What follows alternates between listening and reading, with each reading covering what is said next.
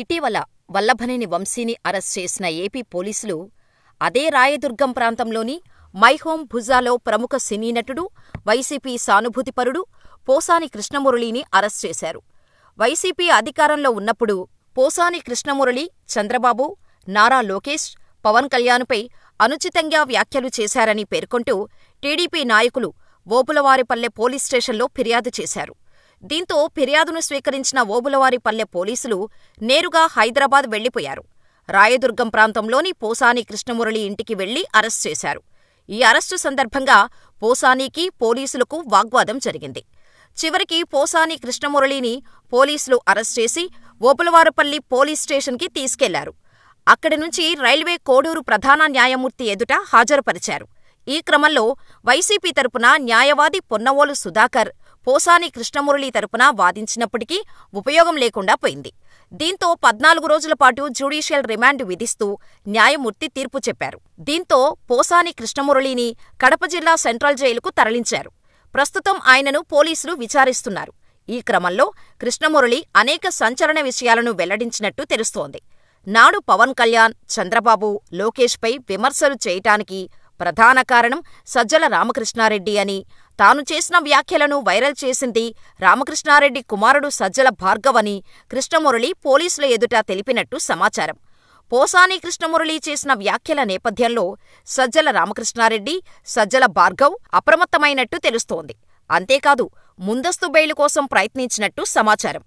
తమ మీద నిరాధారమైన ఆరోపణలు చేస్తున్నారని, తాము ఎటువంటి ఆదేశాలు జారీ చేయలేదని, రాజకీయ కక్షతోనే ఇలాంటివన్నీ చేస్తున్నారని రామకృష్ణారెడ్డి ఆరోపించారు. తమకు ముందస్తుగా బెయిలు మంజూరు చేస్తే విచారణకు సహకరిస్తామని రామకృష్ణారెడ్డి, భార్గవ్ పేర్కొన్నారు. కోర్టుకు సమర్పించిన పిటిషన్లో అదే విషయాన్ని సజ్జల రామకృష్ణారెడ్డి, భార్గవ్ పేర్కొన్నారు. మరోవైపు సజ్జల రామకృష్ణారెడ్డి, భార్గవ్ దాఖలు చేసిన బెయిల్ పిటిషన్పై టీడీపీ నాయకులు స్పందిస్తున్నారు. ఎటువంటి తప్పు చేయనప్పుడు, ఎటువంటి చట్ట వ్యతిరేక కార్యకలాపాలకు పాల్పడినప్పుడు ముందస్తు బెయిల్ పిటిషన్ దాఖలు చేయాల్సిన అవసరమేమొచ్చిందని వారు ప్రశ్నిస్తున్నారు. నాడు వైసీపీ ప్రభుత్వం అధికారంలో ఉన్నప్పుడు ఇష్టానుసారంగా వ్యవహరించారని, అడ్డగోలుగా విమర్శలు చేశారని, ఇప్పుడు ఫలితం అనుభవించక తప్పడం లేదని టీడీపీ నేతలు అంటున్నారు. మొత్తానికి సజ్జల భార్గవరెడ్డి, రామకృష్ణారెడ్డి ముందస్తుగా బెయిలు కోసం పిటిషన్ దాఖలు చేయటం సంచలనంగా మారింది. ఇకపోతే పోసాని కృష్ణమురళిపై కొన్ని సంవత్సరాలలో వివిధ సందర్భాలలో ఆంధ్రప్రదేశ్లోని పలు పోలీస్ స్టేషన్లలో కేసులు నమోదయ్యాయి. ఈ కేసులు ఎక్కువగా అతని వివాదాస్పద వ్యాఖ్యలు, రాజకీయ నాయకులపై విమర్శలు మరియు ఇతర సంఘటనలతో సంబంధం కలిగి ఉన్నాయి. ఇప్పటికే అరెస్టయ్యి జైల్లో ఉన్న పోసానిపై తాజాగా మరో కేసు నమోదైంది. దీంతో నర్సరావుపేట పోలీసులు అదుపులోకి తీసుకున్నారు. జనసేన పార్టీ అధ్యక్షుడు పవన్ కళ్యాణ్పై పోసాని అనుచిత వ్యాఖ్యలు చేసినట్టు ఆరోపణలు రావటంతో జనసేన నాయకులు రాజమండ్రిలో ఫిర్యాదు చేశారు. పోలీసులు స్పందించకపోవటంతో జనసేన నాయకులు కోర్టును ఆశ్రయించారు. కోర్టు ఆదేశాల మేరకు 2023 అక్టోబర్లో రాజమండ్రిలో కేసు నమోదైంది. ఐపీసీ సెక్షన్లు 499, 500 కింద కేసు దాఖలు చేయబడింది. ఈ కేసు పెండింగ్లో ఉందని, తదుపరి విచారణ కోసం కోర్టులో ఉందని తెలుస్తోంది. ఇక ఆంధ్రప్రదేశ్లో వైఎస్సార్సీపీ ప్రభుత్వం నియమించిన వాలంటీర్లపై పోసాని చేసిన వ్యాఖ్యలు వివాదాస్పదమయ్యాయి. ఈ వ్యాఖ్యలను పవన్ కళ్యాణ్ వ్యతిరేకించడంతో రాజకీయ వివాదం రేగింది. 2023, 2024 మధ్యకాలంలో రాష్ట్ర వ్యాప్తంగా పలు ప్రాంతాల్లో ఫిర్యాదులు నమోదయ్యాయి.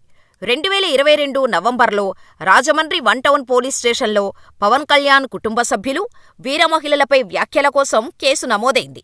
జనసేన లీగల్ సెల్ ఈ కేసుల్లో పోసానిని అరెస్ట్ చేయాలని డిమాండ్ చేసింది. కానీ చర్యలు పెద్దగా ముందుకు సాగలేదని సమాచారం. 2025 ఫిబ్రవరిలో పోసాని కృష్ణమురళిపై నాన్ బెయిలబుల్ కేసులు నమోదయ్యాయని సోషల్ మీడియా ద్వారా వార్తలు వచ్చాయి. భారతీయ న్యాయ సంహిత సెక్షన్లు 196, 353 మరియు 111 రెడ్ విత్ కింద కేసులు దాఖలు చేయబడ్డాయి. రాష్ట్ర వ్యాప్తంగా అనేక ఫిర్యాదులు వెల్లువెత్తాయి. ముఖ్యంగా రాజకీయ ప్రత్యర్థుల నుండి రైల్వే కోడూరు కోర్టులో సెక్షన్ 111, 67 వర్తించవని తీర్పు వచ్చినప్పటికీ రిమాండ్ విధించటం వివాదాస్పదమైంది. సుప్రీంకోర్టు తీర్పు ప్రకారం 7 ఏళ్ల కంటే తక్కువ శిక్ష విధించే కేసుల్లో రిమాండ్ విధించకూడదని పేర్కొనగా కోర్టు ధిక్కరణ కింద హైకోర్టులో కేసు దాఖలైంది. 2024 నవంబర్ నాటికి రాష్ట్ర వ్యాప్తంగా 50కి పైగా కేసులు వివిధ పోలీస్ స్టేషన్లలో నమోదైనట్టు సమాచారం వచ్చింది.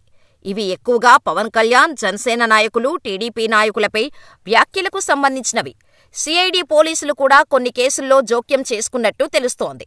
ఇదిలా ఉంటే Posani Krishnamurali Andhra Pradesh film development corporation చైర్మన్గా వైసీపీ పాలనలో పనిచేశారు. ఈ సమయంలో వైఎస్సార్సీపీకి మద్దతుగా వ్యాఖ్యలు చేయటం వల్ల రాజకీయ ప్రత్యర్థుల నుండి విమర్శలు, కేసులు ఎదుర్కొన్నారు. ఈ కేసులు చాలా వరకు పెండింగులో ఉన్నాయి. మరికొన్ని కోర్టు విచారణలో ఉన్నాయి. అరెస్టు లేదా శిక్ష విధించిన దాఖలాలు ఇప్పటివరకు స్పష్టంగా లేవు.